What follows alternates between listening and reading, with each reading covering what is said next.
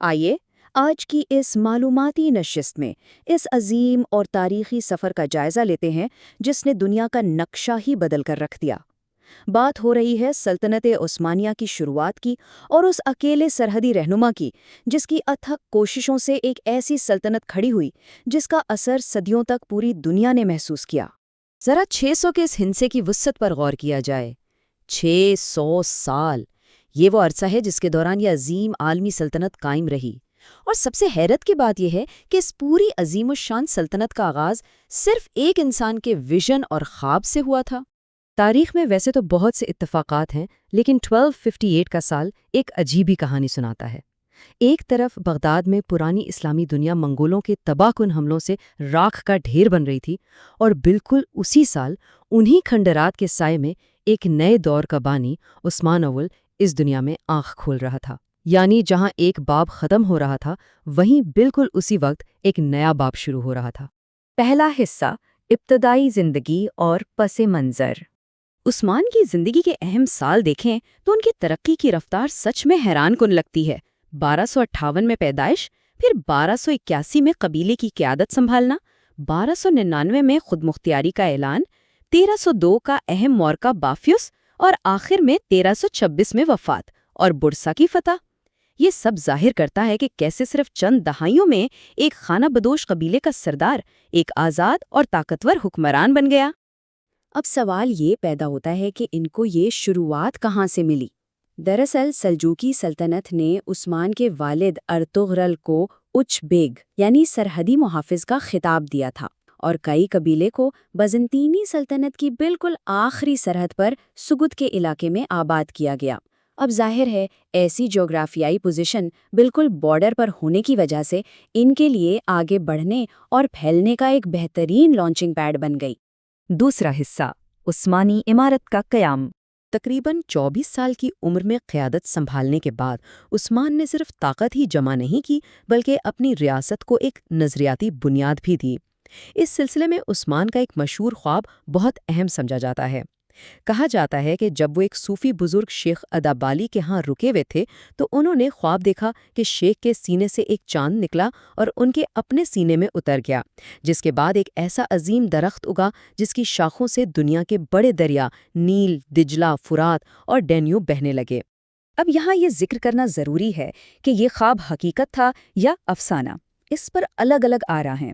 ہو سکتا ہے اس خواب کو بعد میں آنے والی ایک عظیم سلطنت کو روحانی جواز دینے کے لیے مشہور کیا گیا ہو، لیکن اس سب میں جو واقعی ایک تاریخی حقیقت ہے وہ یہ کہ عثمان کا شیخ ادابالی کی بیٹی سے نکاح ایک بہترین اور سوچی سمجھی پولیٹیکل موو تھی۔ اس رشتے نے اثر و رسوخ والے درمیانی طبقے اور مذہبی حلقوں کو ان کے ساتھ جوڑ دیا۔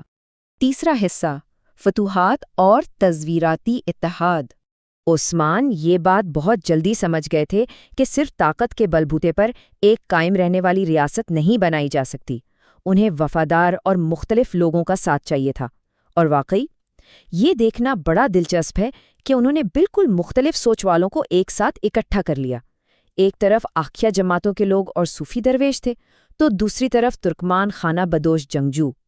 یہاں تک کہ انہوں نے کوسا مکھائیل جیسے قابل بائزنٹائنی فوجیوں کو بھی اپنے ساتھ ملا لیا، جو اپنا خیمہ چھوڑ کر ان کے پاس آ گئے تھے۔ کمال کا اتحاد تھا یہ۔ خیر، اس اتحاد کے ساتھ ساتھ ارد گرد کے حالات بھی ان کے حق میں جا رہے تھے۔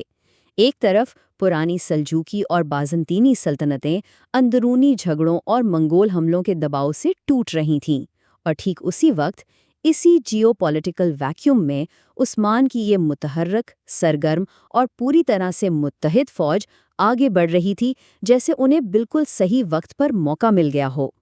چوتھا حصہ، معرکہ بافیوس اور خود مختاری۔ اور اس لگاتار پھیلتے ہوئے اثر کا نتیجہ ایک بڑے ٹکراؤ کی صورت میں نکلنا ہی تھا۔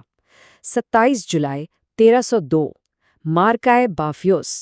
اس جنگ میں 5000 عثمانی گھڑ سواروں کا مقابلہ جارج موزالون کی قیادت میں 2000 بائزنٹائنی اور آلانی کرائے کے فوجیوں سے ہوا۔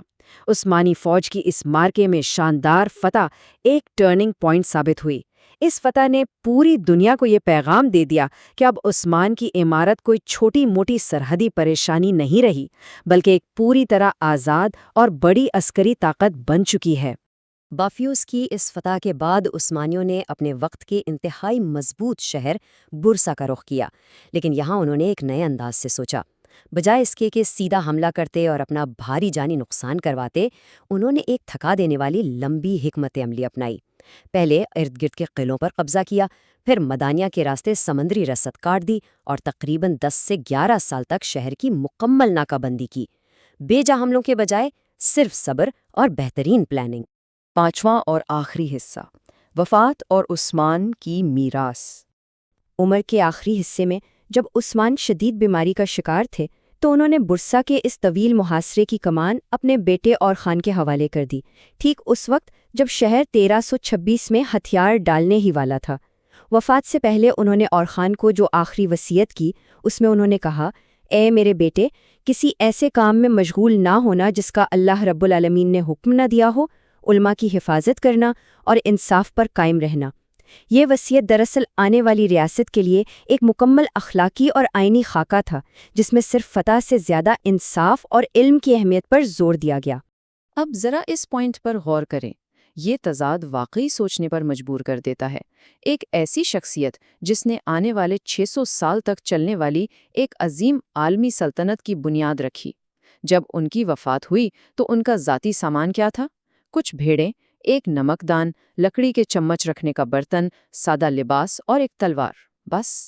انہوں نے دنیا کی امیر ترین سلطنتوں میں سے ایک کی داغ بیل ڈالی، لیکن ذاتی طور پر کچھ جمع نہیں کیا، کیونکہ ان کا پختہ یقین تھا کہ دولت اور وسائل پر اصل حق پوری قوم کا ہے۔ تو پھر آخر میں یہ سوال قدرتی طور پر ذہن میں آتا ہے کہ کیسے ایک عام سرحدی خانہ بدوش جیسی سادہ زندگی گزارنے والے شخص نے تاریخ کی سب سے پائیدار سلطنتوں میں سے ایک کا آرکیٹیکچرل فریم ورک تیار کر لیا۔